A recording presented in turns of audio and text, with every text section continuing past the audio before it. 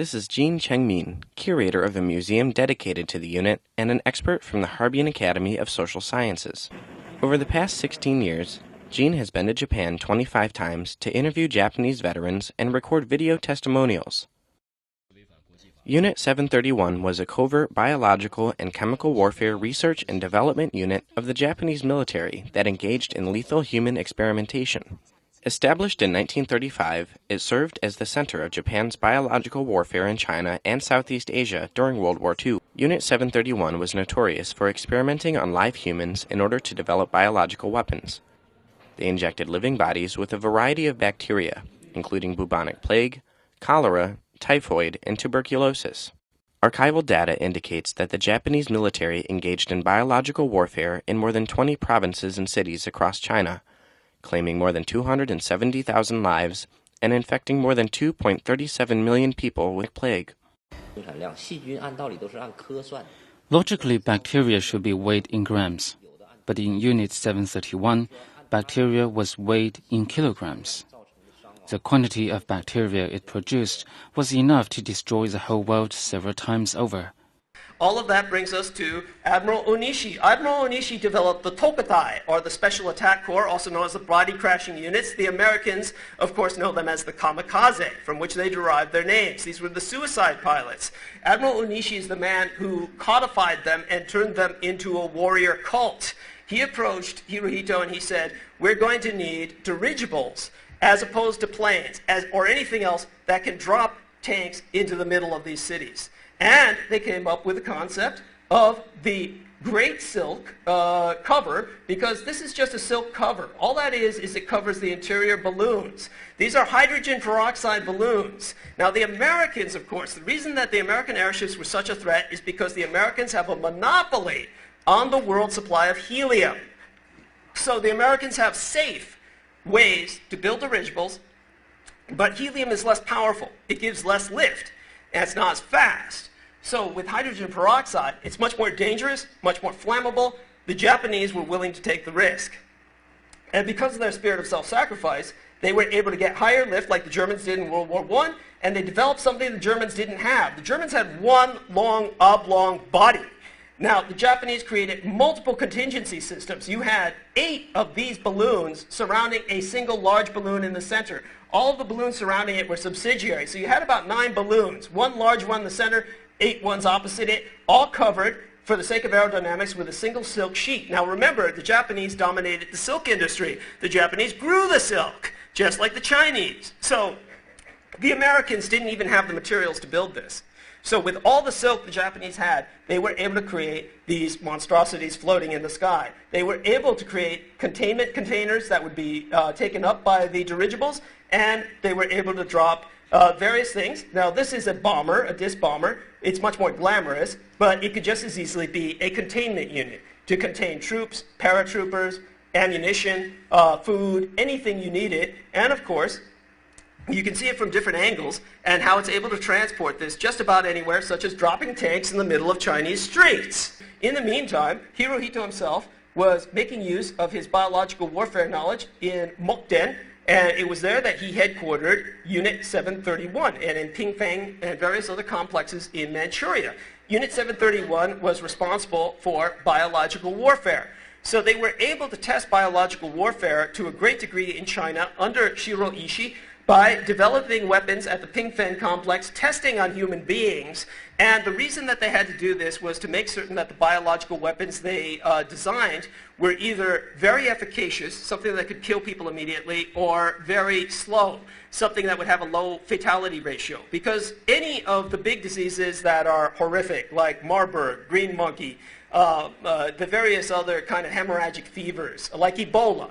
All of these diseases don't spread far because they kill people too fast. The person literally melts alive. They don't become a carrier, and nobody goes near them. So the end result is the really big, dangerous flus like the Americans created, which, by the way, what we know as the Spanish flu, because all the troops disembarked in Spain, was in the records at Letterman Army Medical Center referred to as the American Army flu. The reason it was so deadly was because it was only 10 to 20% fatality ratio. That way people live long enough to become carriers. However, it was designed specifically so that it would infect only the young draft age men and women who were able to become corps women or nurses. That's what made it so horrific. I could not catch H1N1 because I've been subjected to cyclosorine nerve gas. My lungs are stapled to my rib cage. They've collapsed 7 times. I have no less than 7 major puncture wounds where tubes were inserted to reinflate them. My immunosystem is so compromised, it would not react to H1N1. And as a matter of fact, the elderly in the room, or any infants, were any here, and thank God they're not, would be immune to H1N1 because with the infant, their immunosystem's not developed enough. With the elderly, their immunosystem's too compromised. So the H1N1 was meant to kill people of a young draft or service age because their immunosystem is so strong it overreacts and creates what's called a cytokinetic storm that melts the lungs.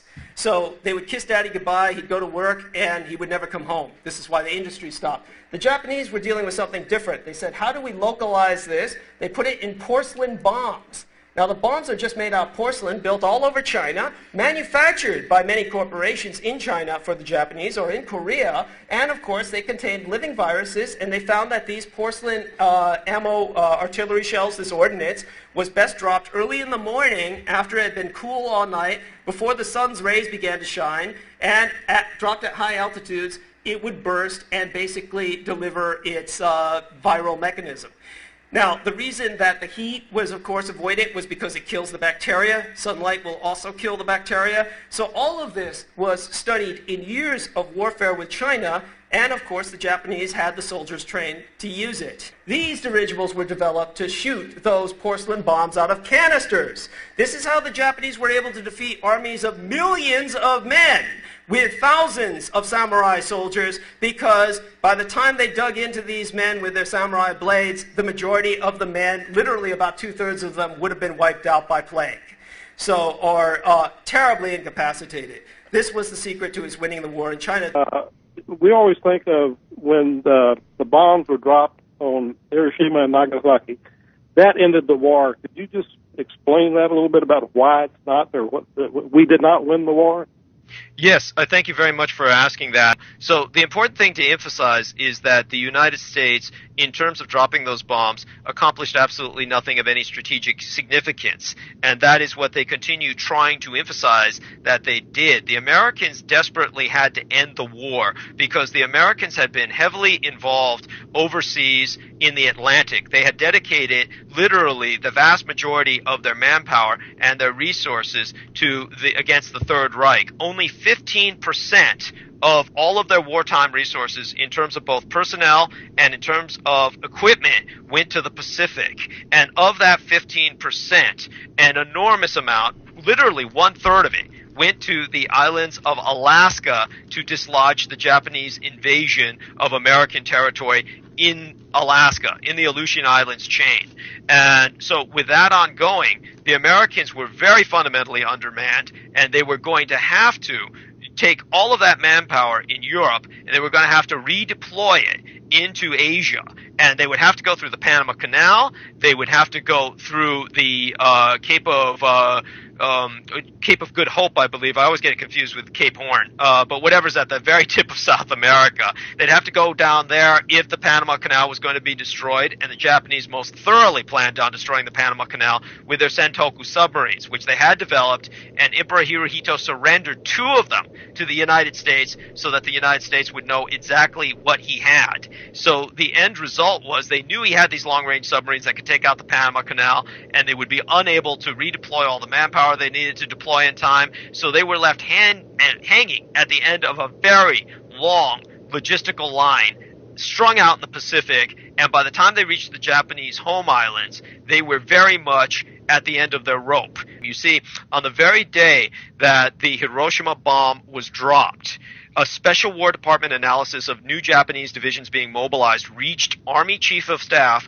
George Catlett Marshall, and it revealed that from 1937 to 1943, the Imperial Japanese Army had mobilized an average of 8 divisions a year. Now keep in mind, the Imperial Japanese Army was the largest source of employment in Japan. 10% of the Japanese population worked for the Japanese Army. Now where was it? Throughout the Pacific War, over 90% of it was on the Asian mainland, not in the Pacific. All of the assets the Americans came up against in the Pacific were Japanese Marines and Japanese naval infantry. There was very few army that they ever encountered, if any, only in New Guinea. Up until 1945, the Americans overwhelmed the Asians numerically. As a matter of fact, at Mackinac Island, as an example, the Japanese had 500 troops that were fighting against an entire American Army division and regimental combat teams with Grants and Shermans. But now everything changed by the time Americans got to the doorstep of Japan. At that point, the Japanese had won the war in China. In 1944, on the very day of Hiroshima, when George Catlin Marshall got that top-secret eyes-only report, he found out that in 1944 alone, the Japanese had mobilized 30 divisions to secure the Chinese mainland in the first 7 months of 1945, and 42 had been activated, 23 inside of Japan itself, and Japan had the available manpower to generate even more, as many as 65 infantry and 5 armored divisions by time of the scheduled American invasion. Japan had only just begun to fight, and the atomic bomb at Hiroshima hadn't killed a single able-bodied soldier. As a matter of fact, the one able-bodied soldier, General Homa, who was in Hiroshima at the time, survived. That's how much of a failure the atomic bombs were. At that point, America had blown its wad. They knew they lost the war.